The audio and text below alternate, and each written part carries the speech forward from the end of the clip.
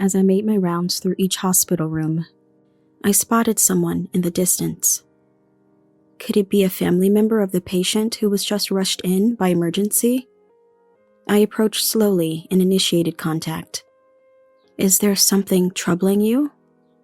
The man, who had been looking down, slowly lifted his gaze to meet mine. "My wife was brought here earlier, and this is all new to me. Thank you for your concern," he said with a smile. Something about his smile seemed familiar, but before I could recall where I'd seen it, he stood up and turned away from me. "I need to be strong," he said, his voice quivering slightly. "I've heard that your family member is in stable condition," I began, then paused, puzzled by my own reaction. Maybe it's because I grew up in a facility, but I've never been good at speaking to people I meet for the first time. Whether it's patients or their families, I tend to become too formal. Yet, with this man, words flowed easily. For some reason, I had this feeling that continuing our conversation might lead to something incredible. Whether it was a good or bad feeling, I couldn't say. "If you need anything, the nurse's station is over there." As I was about to return to my rounds, the man stopped me. Could it be Jody? How did he know my name? Staring at me in disbelief, he stepped closer. "Don't you remember? It's been so many years. I've turned into an uncle now." I began to trace my memories back. Could it be me, returning home after work? Passing by a hair salon, I remembered it was almost time to get my hair cut. When was my next day off? I wondered. Always tying my hair up because of work, I found going to the salon more of a chore. No family, no friends. For someone who has lived like me, grooming was never of any interest. Simple, clean. That was all I sought in fashion. Jody, that's my name, but the parents who gave it to me are no longer here. During a family outing in my kindergarten years, they died in an accident. Although I survived, I was treated as a burden by relatives. Never properly clothed or fed. Children listen more than adults think. Why do we have to take care of her? Our household is already struggling. We can't afford another child. Hearing adults talk like this, I started to feel like I shouldn't exist. Eventually, I was placed in a facility, but by then, I had already become a child lacking self-confidence. Always hiding, watching, living as told by others. Even now, expressing my feelings is hard. That's why I struggle with relationships at work. However, nursing is the only thing that gives my life purpose. No matter how tough it gets, I can't imagine leaving this job. Once inspired by a nurse. I've always dreamed of being like her. I haven't forgotten that aspiration. To be kind and see people for who they are. Though that's what I wish. Reality is often unkind. Growing up without knowing love, maybe dreams are just dreams for me. Just as I start to feel down, I snap back to reality. I was just thinking about making a hair appointment.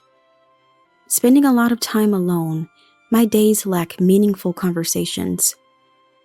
It seems I tend to overthink because of this. As I linger in front of the salon, pedestrians seem to walk around me. I decided to head home quickly to check on my days off. Regaining my composure, I made my way home. After checking my days off, I made an appointment with a hair salon online. I took a bath, then heated up some side dishes I had prepared on my day off.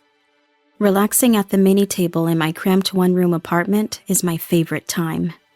After fiddling with my mobile phone for a while, I did the dishes and crawled into bed.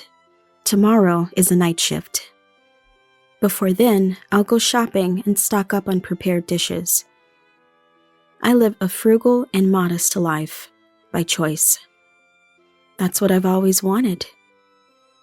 I had to take out student loans to attend nursing school. The inheritance left by my parents was gone, just keeping up with daily expenses. The relatives who considered me a burden and sent me to a facility were certainly not going to pay for my tuition. I didn't want to be indebted to them for anything. I've been repaying my student loan since I started working as a nurse, so I don't have any savings even now. But borrowing money was essential to achieving my dream. I still find fulfillment in my job and have no regrets about that. Plus, I've always been a simple person, so a modest lifestyle suits me just fine. Lost in thought again, I eventually fell asleep. Waking up the next day, I went shopping as planned. I bought discounted groceries at the supermarket, deciding what to make with them. I've been used to this lifestyle since I started living on my own after leaving the facility. There's no need to make anything fancy since I'm not cooking for anyone else. After quickly finishing shopping, I started cooking as soon as I got home. Even though there's some time for a nap during the night shift, I still wanted to rest a bit before that. Once everything was made and cleaned up, it was just past 1 p.m. when I checked the clock. My shift starts at 5 p.m., so considering commute time, I had about 2 hours to spare. After eating some of the dishes I made earlier, I lay down in bed. I played relaxation music from a video site and closed my eyes. This moment was my relaxation time. As I dozed off listening to the music, I dreamt someone was talking to me. Apparently a woman. I could tell she was smiling kindly, but her face was blurry.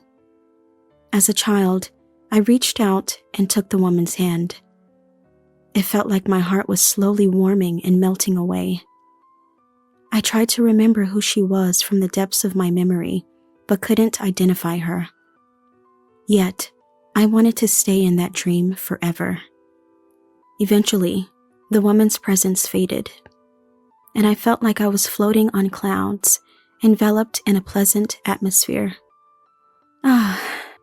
This feels good. As I thought that, a distant sound reached me. It was my mobile phone's alarm, bringing me back to reality. Groggily checking the screen, I saw it was 3:30 p.m. Right. I realized I had been napping and noticed my eyes were wet. It seemed I had cried in my dream, but now I couldn't even remember what the dream was about. Stretching and shifting my mindset, I started preparing to go to work. Good evening. I arrived at work and greeted my daytime colleagues. They all greeted me back, but it was all business. After handing over the shift, the daytime colleagues left. Today, we're having a party with people from a trading company. I watched them leave, dressed in their fancy outfits, and then one of my fellow night shift workers approached me. It must be nice. I wish I could have gone too, but it's irrelevant to Jody, right? She threw a blatant sarcasm my way. I responded with a laugh, and she sighed. I've become an outlet for the young nurse's stress. Dismissed on unrelated topics, talked behind my back about my belongings or how I dress. During work, they find reasons to dump their tasks on me. Not resisting, I've become even more of a target for some. Even the head nurse scolded me. Don't let the young ones walk all over you. You need to stand up for yourself. But it's easier for me to just go along with what I'm told, given my personality. After finishing checking temperatures and changing IV drips for the patients in each room, I approached a young nurse to take a break. While eating my homemade soup, how stingy can you be? Look, Jody was raised in a facility, right? Maybe that's related. They were talking behind my back again. I'm used to being judged by others as unfortunate because of my circumstances. Let those who want to talk, talk. I'm happy to be in the profession I've always admired. I'm not strong enough to truly believe that, and I feel out of place. I quickly finished my meal and went outside for some fresh air. The outside air was cold. It calmed my emotions. Unable to gauge distances with others, I've always chosen to be alone. Interacting with anyone scared me. It was easier to close off my heart and stay alone than to express my feelings and build relationships. Being accustomed to being talked about behind my back isn't true even now. I didn't choose to grow up in a facility, and I have feelings too. But I've never been able to find my own worth. Even if I stood up to those talking behind my back, who would acknowledge me? It would only serve to alienate me further. So, it's better to pretend I don't hear it. It hurts less to comply with others' demands, ignoring my own will. That's how I've lived since childhood. I wish they'd just leave me alone. Looking up at the night sky, I sighed and decided to return to my duties. When I came back from my break, the nurse's station was bustling. It seems an emergency patient had been brought in. I helped secure an available bed and prepared for the patient to be smoothly transferred to their room. A few hours later, the patient was finally settled into their room. After the treatment, they seemed to be sleeping. Their condition appeared stable, so we returned to our respective duties, checking on the sleeping patients for any irregularities, replacing IV drips. As I made my rounds through each hospital room, I spotted someone, sitting on a sofa near the water and hot water dispenser. Apparently not a patient, given their casual attire. Probably a family member of the patient who was just brought in. I approached slowly and initiated contact. "Are you a family member of the person who was just brought in?" The man slowly lifted his gaze to meet mine. "Is there something troubling you?" The man looked down again, muttering a soft, no, before looking up at me and responding with a laugh. "My wife was just brought here, and this is all new to me. I was a bit overwhelmed. Thank you for your concern." He smiled. Something about his smile seemed familiar, but before I could remember, he stood up and turned his back to me. "I need to be strong." His voice trembled slightly. "Your family member is currently sleeping, and I've heard their condition is stable. We are always here to support our patients and their families with compassion." I stopped mid-sentence, struck by a curious thought. I've never been good at speaking with people I'm meeting for the first time. Be it patients or their families, I always end up being too formal. Yet, with this man, words just flowed out of me. When I suddenly got stuck, the man turned back to me and looked into my eyes. I don't know what to say, but please, leave your family members' care to us, and please, don't overdo it. I had this feeling that continuing our conversation might lead to something unbelievable. Whether it was a good or bad feeling, I couldn't tell. I just knew I didn't want to change my current situation. The fear of it made me want to leave this place quickly. If you need anything, the nurse's station is over there." As I was about to return to my rounds, the man stopped me. Could it be Jody? Had he seen my name tag?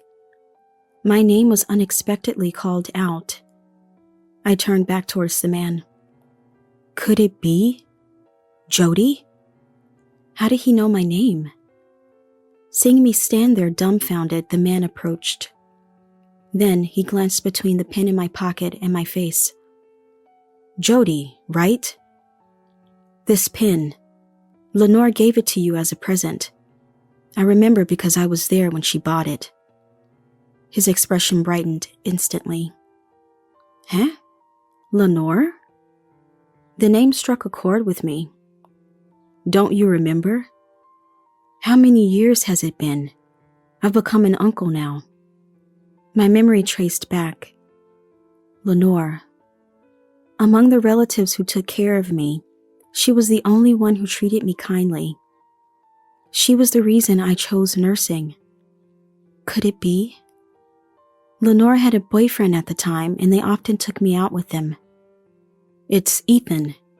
We used to hang out together, remember? Memories of those times started flooding back. Before I was placed in a facility. In the 3rd grade, I stayed at Lenore's house. Her parents were cold to me, but Lenore was always kind. Her boyfriend, Ethan, would come over to help with my homework. They even took me to an amusement park on a day off. Lenore was training to be a nurse. Ethan was aiming to be a teacher, and I aspired to be like them. Then, there was a day I fell ill with a high fever. Aunt and uncle looked grim. They strictly told me not to pass it to Lenore. In my dazed state, I vaguely remembered. Right, there was an important test coming up. Lenore was preparing for her nursing license exam. It made sense why Aunt and Uncle wanted to keep me away. But as a child suffering through an unfamiliar high fever, I couldn't help feeling resentful about my life. How long had it been?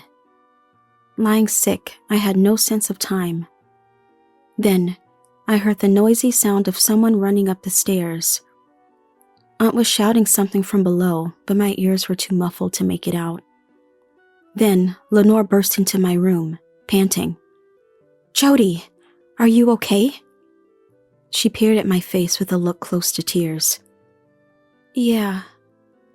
My head was too fuzzy to articulate properly. I remember being told by Uncle and Aunt not to get close to Lenore. Trying to move a bit away from her, my joints ached. Seeing me struggle in the blanket, she said, "It must be hard." And contrary to my feelings, her hand soothingly stroked my head. It felt incredibly comforting. From outside the door, Aunt called out to Lenore. "Lenore, come out this instant. You know it would be terrible if you caught it with your exam coming up." Lenore sighed, smiled at me, and yelled back as she opened the door. "Mom, I'm trying to become a nurse." Aunt was taken aback by Lenore's unusually loud voice. "I know that," Aunt faltered. "How can I ignore a child suffering right in front of me? What kind of nurse would that make me?" Her forcefulness left Aunt speechless. "I'll take care of my own health. Let me take care of Jody right now." Perhaps realizing she had been too harsh, Lenore spoke to Aunt in her usual gentle tone. "All right, but don't overdo it." With that, Aunt went downstairs. "Sorry for raising my voice when you're feeling unwell." Lenore was back to her usual self. "Lenore, I'm sorry." I felt guilty for causing an argument with Aunt on my account. And the thought of possibly infecting her with my cold only made my headache worse. "It's okay. Look, I brought pudding for you," she said, taking out 2 puddings from a plastic bag and smiled. "Let's eat them together." Supported by Lenore, I sat up. The cold pudding was a balm to my feverish body, and I remember it being delicious. Lenore, who took care of me at her own expense, passed her national exam and became the nurse she always wanted to be. After Lenore left home, I was moved to another household, so I lost touch. But the kindness and warmth she showed me stayed with me. That's when I started aspiring to be a nurse. To be a nurse who could sacrifice her own comfort to be close to her patients. With that in my heart, I've come this far. "Jody?"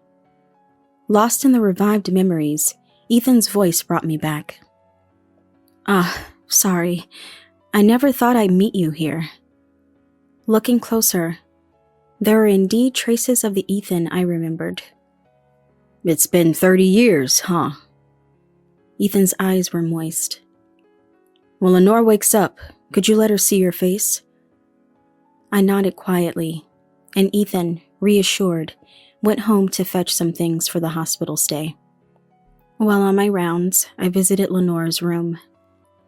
She seemed to be sleeping, but it was definitely her, Lenore, my role model. I never imagined we would meet again like this. I wonder how I appeared to her now that she's awake. A mix of hope and anxiety swirled within me. After finishing my night shift, I went home and took a short nap. I had a hair appointment scheduled for the afternoon. I've been keeping the same hairstyle for years, just trimming my grown-out hair, but this time I decided to change it.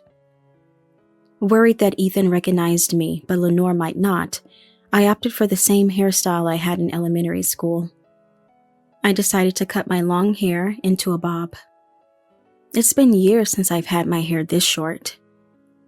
My shoulders felt lighter, and somehow my mood brightened too. The next day at work, I immediately heard the young nurses whispering about my haircut. Some even asked me directly why I cut it, but I just gave a vague response and focused on my duties. Soon, it was time to change Lenore's IV drip. Entering her room, Ethan noticed me and gave me a look. Nervously, I approached her. "Lenore, the nurse is here for you," Ethan called out, and Lenore turned towards me. Our eyes met and my heartbeat quickened.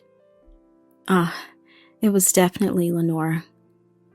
I had seen her sleeping face, but now, making direct eye contact stirred something in me. I looked away and started changing the IV drip. "I'm going to change your IV drip now," I said, reaching for the nearly empty bag. Then, "Jody?" She called out in the same gentle voice as back then. Tears welled up in my eyes. "It is Jody." Both Lenore and Ethan smiled warmly. How? How do you know it was me? It had been 30 years since we last met, and I had aged into a middle-aged woman. I heard from Ethan about meeting someone from the past, plus there were hints of the old you. I wonder what would have happened if I hadn't changed my hair to how it was back then. Sensing my thoughts, Lenore continued. "It's not just the hairstyle." She glanced at my chest. I remember that pin well. The pin in my pocket, remembered by Ethan too, seemed to shine. The pin was a cute character-themed one, not really suiting my plain self. It had been the subject of ridicule by my colleagues time and again. "You're so plain. Why is that pin the only cute thing about you? It doesn't suit you." Despite the ridicule from colleagues, I never parted with it. It was a precious gift from Lenore, a reminder of my dream to become a compassionate nurse like her. The ink no longer flowed. Yet, I kept it in my pocket as a sort of lucky charm. "Thank you for treasuring it." And Lenore, supported by Ethan, sat up. "To think you've become such a splendid nurse." Tears welled up in Lenore's eyes, too. "I'm still far from it. I became a nurse admiring you, but I'm nowhere near good enough." Lenore gently took my hand. "That's not true. Do you remember the promise we made?" I nodded. When Lenore left home, we promised each other I would become a compassionate nurse like her, and she would remain my nursing idol. We vowed to meet again as nurses. Thank you for fulfilling our dream of becoming a nurse. I've worked hard too. Lenore shared her journey since then. After starting her nursing career, she returned home only to find I was gone. She had planned to take me in once she was settled, but by then I was moved to another relative's house, and soon after to another home. It became difficult to track me down, and she regretted it deeply. "I should have taken you with me when I left." She apologized with a sad look. I squeezed her hand back. She then shared about marrying Ethan. They were childless, but she had risen to the rank of nursing director. I was speechless, only managing to nod. She then pulled out a pin identical to mine from the side table drawer. I've kept it as a lucky charm, too. I always believed we'd meet again. Overwhelmed with joy, I hugged Lenore. Could there have been a moment as heartwarming as this? Ethan gently stroked our backs as we embraced. After finishing Lenore's IV drip change, I returned to the nurse's station where the head nurse scolded me. You know better than to bring personal matters to work, especially not as a senior nurse. The young nurses behind tried to stifle their laughter. Indeed, the head nurse was right upon reflection. Seeing my sincere regret, she didn't pursue it further. If it was such a moving reunion, I won't say more, but be careful going forward. Leaving those words behind, the head nurse returned to her duties. Usually when I get scolded for making a mistake, I'd feel down and sulk, but for some reason, now I felt motivated to keep trying. I believe this positive feeling came from my reunion with Lenore. After finishing my shift that day, I visited Lenore again as a personal visit. When I told her about being scolded by the head nurse, she laughed. I would have scolded you too. Sorry. Lenore apologized. It was only with her that I could laugh about my mishaps. No matter how much time had passed, I realized she was the only person I could depend on like this. A few days later, Lenore was discharged. I, as a nurse, saw her off, but Ethan handed me a small folded piece of paper as he was leaving. The head nurse was watching closely to ensure I didn't mix personal matters with work again, but since Lenore was talking to the head nurse, we left the ward unnoticed. During a break, I opened the paper Ethan had given me, which had Lenore's contact information and address. It was written small. Be sure to contact me. The address was within walking distance from where I lived. How come we never crossed paths, living so close by? I smiled bitterly at fate's mischief. A year later, I was hurrying home from work. Today was Ethan's birthday party. Lenore was waiting with delicious food. Since then, I had started visiting their home often. Ethan had suggested, "Why don't we live together?" But Lenore and I refused. We both understood the erratic nature of our jobs. Even I hesitate around you sometimes. I wouldn't want Jody to feel that way, Lenore had said. Ethan was disappointed, but he brightened up when I expressed how happy this thought made me. Then let's all live together once we retire, he proposed, and Lenore and I laughed, sharing a look. Ethan, surprised by our reaction, couldn't help but be endearing on his birthday. We planned to celebrate it wholeheartedly. After toasting together, Lenore asked about my recent work. Since reuniting with her, the backtalk and scapegoating from colleagues had decreased.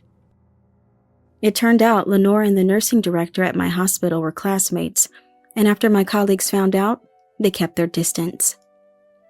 Mixing personal matters, Lenore's doing it too, right? I joked. Do you not realize it yourself? She countered with a question. Puzzled, she then explained with a gentle smile. Since reuniting with her, my expressions have become richer. This change had positively impacted my image at work, which had been rather gloomy, according to our nursing director. I felt embarrassed. Indeed, since I started visiting them, I had been looking forward to each day, counting down to when I could visit again and finding motivation in work for those days. I never imagined being evaluated in such a manner.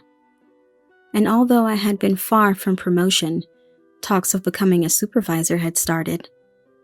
Actually, I had another piece of news I hadn't shared with them yet. After hearing my story, they teased me, which made me blush. Since reuniting with her, a doctor from the same hospital had asked me out. My work and personal life had suddenly brightened, thanks to them. Expressing my gratitude, Lenore said. It's a quality you've always had. Ethan, eager to contribute, chimed in. All right, since Jody has been reborn. Wondering what he would suggest, Lenore and I excitedly focused on Ethan. Let's make today the birthday of the new Jody. Ethan raised his glass high. Lenore and I followed suit, and we toasted together. Happy birthday!